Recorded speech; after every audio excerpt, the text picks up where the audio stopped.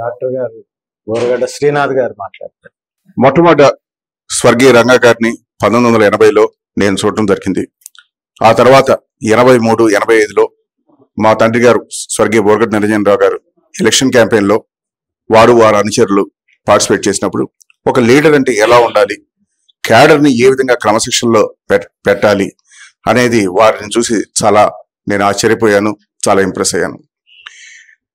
దాదాపు 44 సంవత్సరాల కిందట 1980లో వారు పీక్ స్టేజ్లో ఉన్న స్టేజ్లో ఆనాడు కార్పొరేటర్గా జైల్లో ఉండి గెలవటం, బయటికి రావటం, ఎంటైర్ అటు మీడియా, గవర్నమెంట్, కాంగ్రెస్ గవర్నమెంట్ కూడా ఆయనకి మొట్టమొదటి సపోర్ట్ ఇవ్వలేదు. ఇండిపెండెంట్గా ఆయన పోటీ చేసి గెలవటం జరిగింది. దాదాపు ఎల్డర్ లీడర్స్ కాంగ్రెస్ పార్టీలో ఆయన్ని వ్యతిరేకించారు.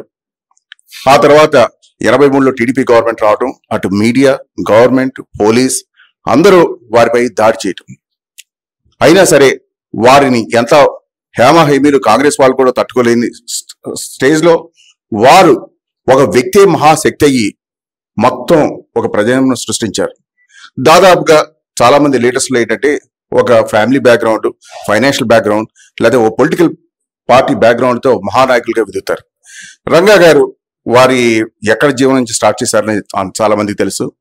చాలా అతి చిన్న స్థాయి నుంచి ఏ సెల్ఫ్ మేడ్ పర్సనాలిటీ అక్కడి నుంచి వచ్చి ఒక మహాశక్తిగా ఆయన ఒక వ్యవస్థగా డెవలప్ అవటం.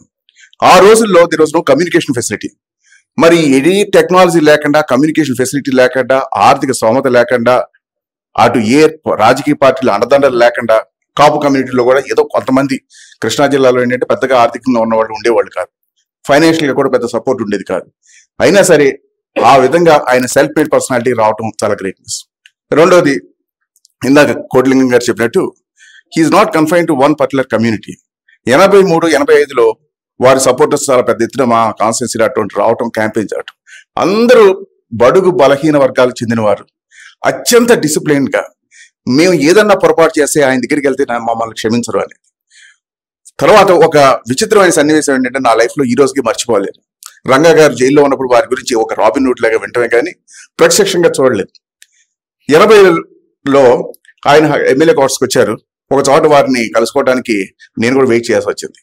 ఒక వ్యక్తి వచ్చి రంగా గారు అంటే ఒక పెద్ద విగ్రహం, ఆ బ్యాక్గ్రౌండ్ గురించి చాలా ఊహించాం.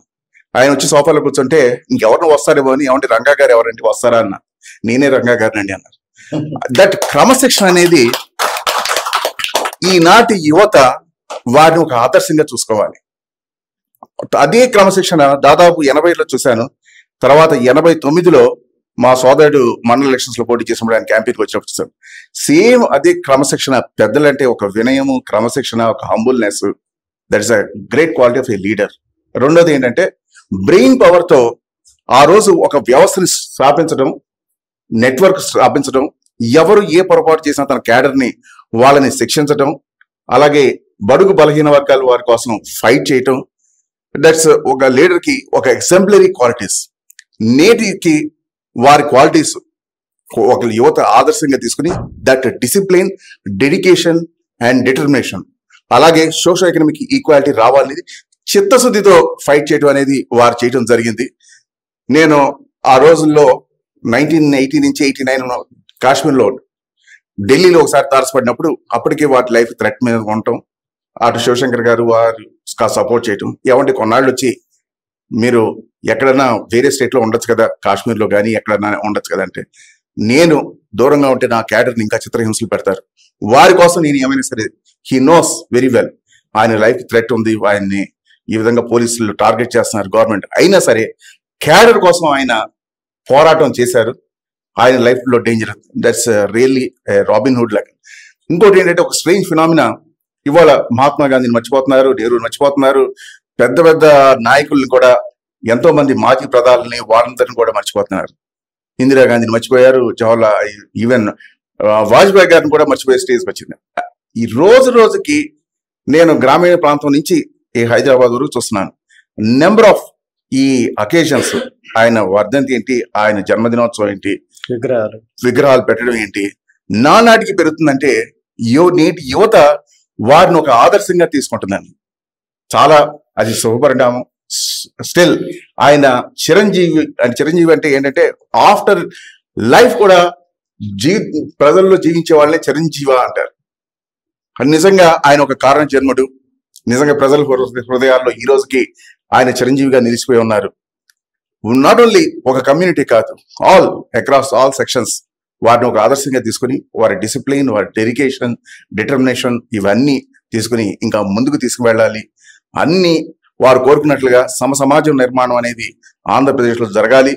అదేవిధంగా బడుగు బలహీన వర్గాలు కూడా వారు ఆశించిన విధంగా వారి జీవితాల్లో ఒక వెలుగును చూపించాలి. వారి స్ఫూర్తితో మనం అంతా ముందుకు వెళ్ళాలని కోరుకుంటూ, చందు జనార్దన్ గారు మనందరినీ ఇక్కడ పిలిచినందుకు, మళ్ళీ వారికి నివాళులు అర్పించడానికి ఒక అవకాశం మాకు కల్పించినందుకు ధన్యవాదాలు తెలుపుతూ సెలవు తీసుకుంటున్నాను.